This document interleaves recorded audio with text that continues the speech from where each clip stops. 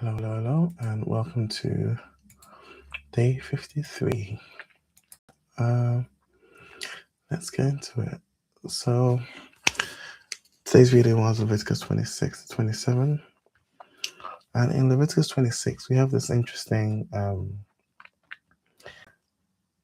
list, effectively. There are blessings for obedience and punishments for disobedience.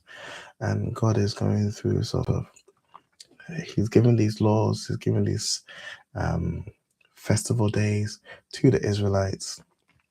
If they are to follow them, then these are the blessings that He will pour upon the people and upon the land.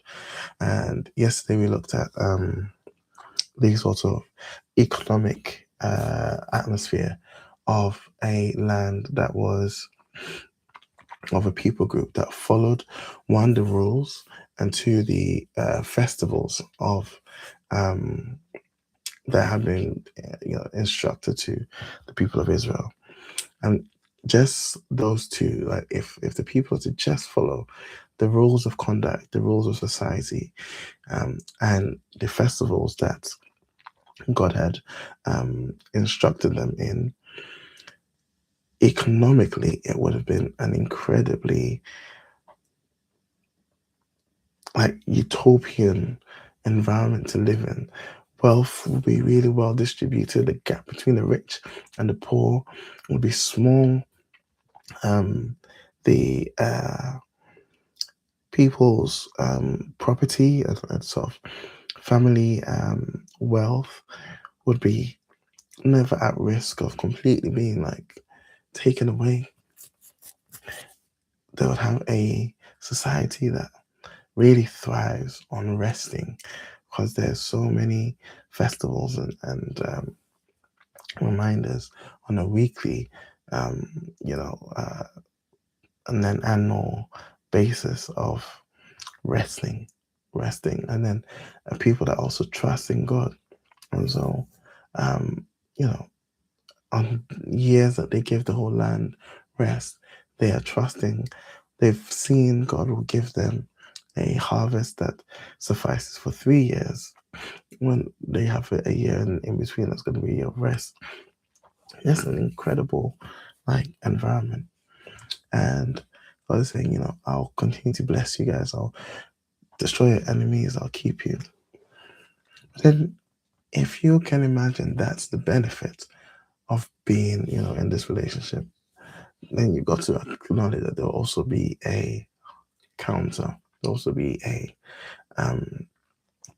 some cons to not being in that relationship. I'm going to list them out in Leviticus 26, And what we get is a picture of increasing severity of their disobedience. And even in that is a picture of grace, right? You disobey me, you disobey the rules of our covenant, you walk away. It's not the harshest punishment immediately. Immediately you get, everything. It's a gradual process, the hope of which is obviously to turn you back, right? First, there's diseases or burning or,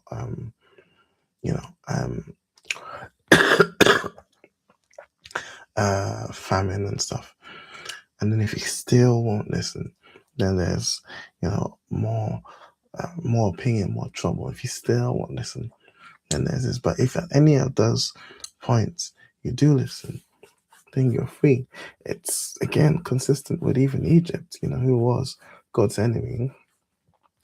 If they had acquiesced at the first plague, then they don't face the rest of the 9, But it wasn't severe enough. And sometimes us as humans, if we're honest, we need that severity to bring us back to our senses. So God, does that. But Leviticus 26 ends with this. At this point, they have, they've incurred the wrath of God himself, his anger and his full, his full wrath.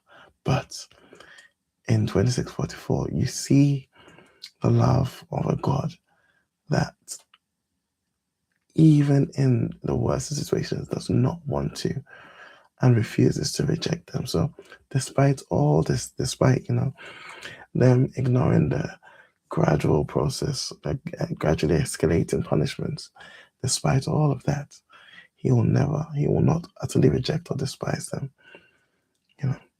and he will not cancel his covenant with them. So it's an ultimate unconditional love and grace. That means he will carry on loving them even in that state, and he will never leave them. He will not cancel his covenant. I'll never leave you nor forsake you. And then in Leviticus 27, he goes over the idea of if gifts are given, but they need to be called back. What would it mean if you dedicate yourself, if you dedicate your house, if you dedicate your field? What does it mean to be able to buy those things back? And again, this fitting in with this description of, you can dedicate something, but there's always opportunity to buy that back. You can dedicate your house for whatever reason, but then if you feel you need your house back, here are the rules by which you might redeem, pay for that, so that you no longer have to give your house, but you can take it back and pay something. And that's what 7 is all about. Everything from dedicating a person, a child, a man, an older person, to your animals and grain, to the tithe. And if you wanted to buy back your offering of tithe, because for whatever reason you couldn't afford it, there was a means by which you might do that. And so that's 26 and 27. Forgive the voice and the cough. And with that, we are into Numbers tomorrow. And we'll go through Numbers. I might start looking for those like book introductions, and might do like an introduction to the book, because those are useful when we study as well. Cool. All right. So hopefully this encourages you whenever you read it to spend some time in the Word. And God willing, I'll be here tomorrow. All right. Peace out.